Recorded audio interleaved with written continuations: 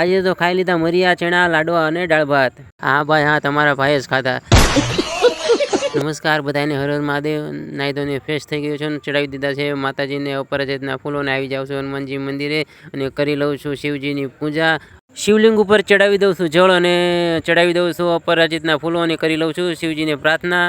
અને આ તમે જુઓ શિવજીનો દિવ્ય શણગાર. અને શિવજીના પૂજન કરીને આવી જાઉં છું હનુમાનજી મંદિરે અને કરી લઉં છું હનુમાનજીના પણ દર્શન. અને હનુમાનજીના દર્શન કરીને હું નીકળી પડું છું મારા મામાના ગામ જવા માટે. અને હું પહોંચી જાઉં છું મારા મામાના ગામ. થોડા દિવસ અગાઉ મરણ થઈ ગયેલું હતું ને એનું આજે 12મું ઉત્તરક્રિયા રાખવામાં આવી હતી. આ મારા મામાના દીકરા છે જે તમને બધાને હેલો કર્યા છે, તમે જોઈ શકો છો. અને આ મોટી સંખ્યામાં ગ્રામજનો પણ આવ્યા હતા જે જમવા માટે. અને હું પણ બેસી જાઉં છું તેમની સાથે જમવા માટે. તમે જોઈ શકો છો જમવામાં છે મરિયા, લાડવા અને દાળ ભાત.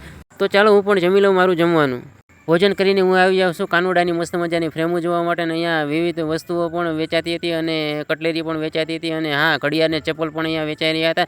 અને તમને વાત કરી દઉં તો મારા મામાના ગામમાં સારો મોડો જે કાંઈ પણ પ્રસંગ હોય ને ત્યારે ફેરે આવા સ્ટોલ નાખીને અહીંયા વેચાણ કરવા માટે આવતા હોય છે ને ગામના લોકો ખરીદી કરતા હોય છે. અને મામાના ગામથી આવી જાઉં છું સીધો ઘરે અને તળી લઉં છું બટેટાની વેફર અને મરચું મીઠું ભભરાવીને હું ખાવા માંડું છું તળે વેફર. તો આજ માટે આટલું જ. મળીએ નવા વિડીયોમાં. વિડીયો ગમ્યો તો લાઈક કરજો, વધુમાં વધુ શેર કરવાનું ભૂલતા નહીં. હર હર મહાદેવ.